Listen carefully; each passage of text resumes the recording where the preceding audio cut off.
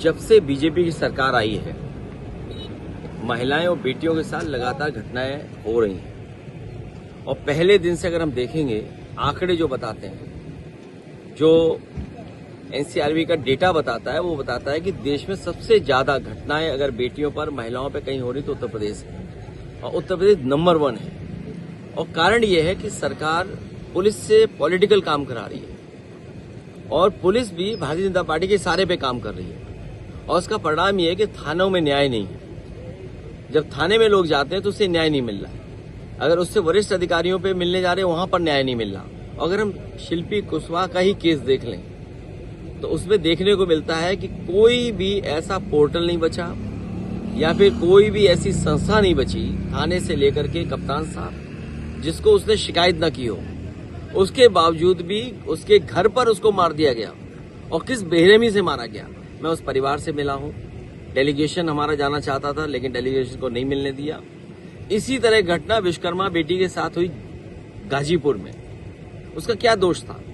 अगर वो लड़के को जानती थी, और अगर लड़के ने क्या किया है उसके साथ, और कितने लोग शामिल थे, क्या उसके पोस्टमार्टम के बाद जब दाह संस्कार हुआ, उसका जो मेडिकल रिपोर्ट है, जो मेडिकल प्रोसेस है या प्रोसीजर है, क्या उसको फॉलो किया गया? पूरे घर परिवार को शंका है इस बात की कि उसका बलात्कार हुआ, उसकी घटना घटी है उसके साथ, लेकिन सरकार स्वीकार नहीं कर रही। इसी तरह प्रतापगढ़ सुनने को मिला, एक बेटी के साथ घटना हुई।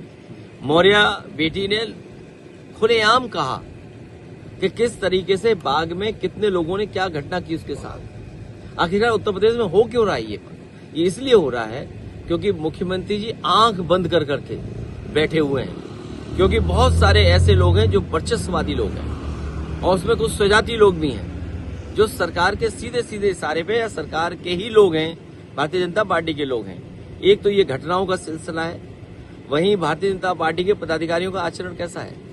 महोबा में जो सुनने को आया है, उन्हीं के पदाधिकारी ने क्या कहा, क्या मांग की गई। और एक घटना नहीं है, ऐसी कई घटनाएं जो याद दिलाई जा सकती हैं, और कई घटनाएं ऐसी हैं जो सीसीटीवी याद दिलाती है। इसलिए भारतीय जनता पार्टी को अपना जो काम करने का तरीका है, और जो चाल चरित्र की बात करते थे, इनका चरित्र भी खुल गया है, चाल भी लोगों ने देख ली है। आने वाले समय में जनता हटाएगी। जो लोग कह रहे हैं कि गिरगिट हैं, वो खुद गिरगिट हैं। कभी आईने में देखें जाकर के तो उन्हें पता लगेगा कि रंग कौन बदल रहा है।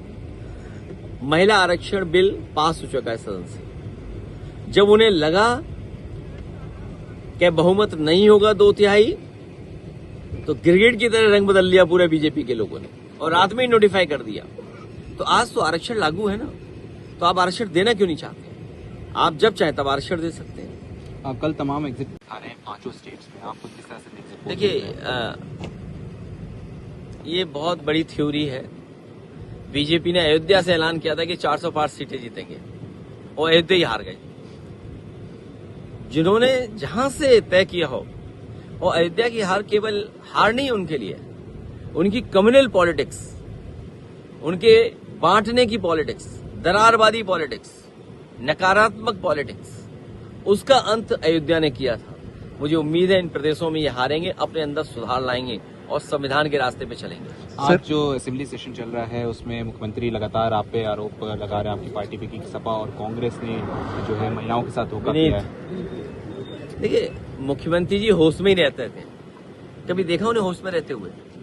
अच्छा हुआ उन्होंने रविन्द्रनाथ टैगोर नहीं पढ़े थे, केवल स्वामी विवेकानंद जी को पढ़ा था। उन्होंने क्या कहा था स्वामी विवेकानंद जी ने? हमारे मुख्यमंत्री जी के कहने के अनुसार स्वामी विवेकानंद जी ने कहा था कि तुम मुझे खून दो, हम तुम्हें आजादी देंगे। अच्छा हुआ उन्होंने विवेकानंद जी को पूरा ध्यान से नहीं पढ़ा। विवेकानंद जी ने एक जगह ये भी कहा है कि क्या भारत मर जाएगा। ऐसे लोग जो विवेकानंद को मान रहे हैं, विवेकानंद जी को मान रहे हैं, या विवेकानंद जी को कोट कर रहे हैं, उनका जो कथन था कि विलासिता की देवियों की पूजा होगी, भ्रष्टाचारियों का सम्मान होगा, क्या भारत मर जाएगा, कभी इन्होंने पढ़ा? उनको ये पढ़ा नहीं है, केवल इधर से उधर मिला देना चीजों को, बस ये जानते हैं। इसलिए अच्छा किया इन्होंने रविन्द्रनाथ टैगोर नहीं पढ़े। अगर Nobel prize winner Rabindranath Tagore ji को पढ़ा होता तो पता नहीं कौन सी कविता उनकी गा दी होती। गीतांजलि की जगह कुछ और गा दिया होता इन्होंने। सर, लखनऊ के बाबा पर एक मामला आया है जहां पर एक छात्रा की फूड पॉइजनिंग से मृत्यु हो गई है और अब सर स्टूडेंट्स प्रोटेस्ट कर रहे हैं और एडमिनिस्ट्रेशन पे इल्जाम लगा रहे हैं कि खराब खाना और गलत खाना दिया जा रहा है बच्चों को। सर, बीजेपी की तो आदत है सड़ा खाना देना। याद करो, प्रधानमंत्री जी का कार्यक्रम था तो सड़ा खाना दिया, कई सौ भेड़ मर गई। लखनऊ में भेड़ मर गई थी, ये सोचिए। ये जो पैकेट बनाने वाले लोग हैं वो भी दलाली कर रहे हैं। ये जो पैकेट बनाने वाले इनके लोग हैं जो मंच सजाते हैं, पैकेट का पैसा ज्यादा लेते होंगे लेकिन पैकेट में वो नहीं रखते जो रखना चाहिए। इस तरह जो बेटी के साथ हुआ, ये दुनिया में शायद ऐसा कहीं नहीं हुआ होगा कि हॉस्टल के खाने से, एक इंस्टीट्यूशन के खाने से किसी की मौत हो गई हो। और आप पता करिए, प्रधान संसदीय क्षेत्र में बेटियों को बिना पानी दिए बुला लिया गया, बिना खाना दिए बुला लिया, उन्हें मजबूरी में धरने पे बैठना पड़ा। आरएसएस का एक इवेंट था दिल्ली में जहाँ पे जामिया मिल्लिया के वीसी हैं मजहर, वो जाके इवेंट अटेंड करते हैं। वो कह रहे हैं कि देश में महादेव का डीएनए हर एक जाति में है। तो क्या ये बीजेपी ने हर जगह पे कब्जा कर लिया सर? ऐसा करें बीजेपी के लोगों को और उनसे आरएसएस के लोग जो महादेव और भगवान की बात कर रहे हैं, इधर हमारा मंदिर नहीं बन पा रहा है। उन्हें 10,000 करोड़ मिला है चंदा प्रभु श्री राम जी के लिए, तो 1,000 करोड़ हमें दे दें, हमारा ही मंदिर जल्दी बन जाए। अगर ये सच्चे सनातनी हैं और सच्चे महादेव को मानने और पूजने वाले लोग हैं, तो हमारे महादेव का जो मंदिर बन रहा है, जो उन्हें 10,000 करोड़ चंदा मिला है, उसमें 1,000 करोड़ हमें भी दे दें तो हम भी अपना भव्य मंदिर बना दें। पश्चिम बंगाल में जिस तरह से ईडी ने कार्रवाई करी थी, को फाउंडर्स को अरेस्ट किया था, जब दिल्ली हाईकोर्ट मामला पहुंचा तो उनको बेल मिल गई। दिल्ली हाईकोर्ट ने ये नोट किया कि ईडी ने बेल को अपोज नहीं किया है। मैं कोर्ट का क्या प्रोसीजर है, ईडी ने क्यों नहीं अपोज किया या क्या रहा होगा, मैं इस बारे में नहीं कहना चाहता हूं।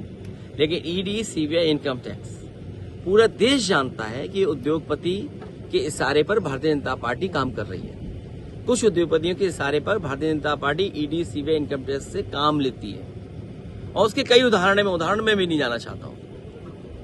लेकिन उत्तर प्रदेश में जिस तरह से बोट लूट हुई थी, रामपुर में बोट लूटा गया था, आपके कैमरों के सामने बोट लूटा गया, बाई इलेक्शन में बोट लूटा गया। पूरा उत्तर प्रदेश जानता है कि सीसीटीवी इलेक्शन कमीशन ने इसलिए बैन किया है क्योंकि उनके पुलिस के अधिकारी पकड़े जाएंगे, उनके पुलिस के लोग पकड़े जाएंगे जिन्होंने प्राइवेट ड्रेस में वोट डाला था उन बाई इलेक्शन में। और जो उन्होंने प्रैक्टिस की है वेस्ट बंगाल में, इससे ज्यादा खतरनाक प्रैक्टिस यूपी में होने जा रही है। सुनने में आया है कि जो सेंट्रल फोर्सेस थे उनके अधिकारियों को पैरेलल एडमिनिस्ट्रेशन के लगाया गया था। कप्तान के बगल में कप्तान, डीआईजी के बगल में डीआईजी, डीजीपी के बगल में डीजीपी, और लाखों लाख वहां सेंट्रल फोर्स भेजे गए थे। तो ये क्यों भेजे गए थे? आपको अपने ही चुने हुए लोग जो आईपीएस, उन पे भरोसा नहीं है, वो लूटने के लिए भेजा गया था। मुझे लगता है उससे ज्यादा तैयारी यूपी में होगी उनकी। अगर 3 लाख सेंट्रल फोर्स वहां गई है तो यहां हो सकता है 6 लाख सेंट्रल फोर्स हो। लेकिन खुशी की बात यह होगी कि उत्तर प्रदेश की 95% जनता इस भारतीय जनता पार्टी को हटाना चाहती है। यही हाईवे बना है, मुझे उम्मीद है दोनों हाईवे पे चले होंगे। एक कितने साल पुराना है और एक आज का बना हुआ है जिसका प्रधानमंत्री जी ने उद्घाटन किया है। दोनों में फर्क तो नजर आता ही होगा आपको, चाहे सर्विस लेन हो, चाहे आपका एक्सप्रेसवे की राइडिंग क्वालिटी हो, चाहे वो डिजाइन हो, उसमें फर्क नजर आता होगा। हमें कहते थे आधा अधूरे का उद्घाटन कर दिया, इन्होंने कौन सा पूरे का उद्घाटन कर दिया? कल वो गड्ढे की बात कर कौन से पूरे के उद्घाटन कर दिया? और समाजवादियों ने देश को, मैं फिर दोबारा आता हूं, समाजवादी पार्टी ने देश को एक उदाहरण दिया, एग्जेम्पलरी काम दिया, एक विजन दिया कि ग्रीनफील्ड एक्सप्रेसवे 21 महीने में कैसे बन सकता है। Access control 6 lane expandable to 8 lane, और वे साइड एमिनिटीज कैसे बननी है, मंडियां कैसे बननी है, उस एक्सप्रेसवे के अलोंग वो कैसे हम उसको एक इकोसिस्टम दें जिससे हमारी बिजनेस एक्टिविटीज बढ़ सकें। जो गड्ढे की बात कर रहे थे, हवा में उड़ते हुए गड्ढों की बात करते हैं वो लोग, सड़क पे नहीं चलते वो। शायद इस सड़क पे चले होते तो उन्हें एहसास होता कि आगरा लखनऊ एक्सप्रेसवे क्या है और उनका एक्सप्रेसवे क्या है। इन्होंने समाज में इतने गड्ढे खोदे हैं, इतने गड्ढे बनाए हैं जिसकी आप कल्पना नहीं कर सकते। हम सब सौहार्द चाहते हैं, भाईचारा चाहते हैं, और फिर बोले हरदोई में कोई काम ही नहीं किया। हमारे यहाँ के लोग जाते हैं दूसरे प्रदेश में या कई जगह जो नाम बदलते हैं। मुझे खुशी है इस बार कि बंगाल में हमारे मुख्यमंत्री जी गए, इनका नाम बदल गया और यहाँ पर एक बहुत बड़ा कारखाना लगाया था समाजवादी सरकार में। पेप्सी का सबसे बड़ा यूपी का कारखाना लगा है। वहाँ छोटा फेंटा तो नहीं मिलेगा, लेकिन छोटा मिरिंडा जरूर मिलेगा वहाँ पर। अगली बार प्रधानमंत्री जी आए तो हरदोई का बना हुआ समाजवादी सरकार का छोटा मिरिंडा जरूर पिए। सर आज समाजवादी पार्टी के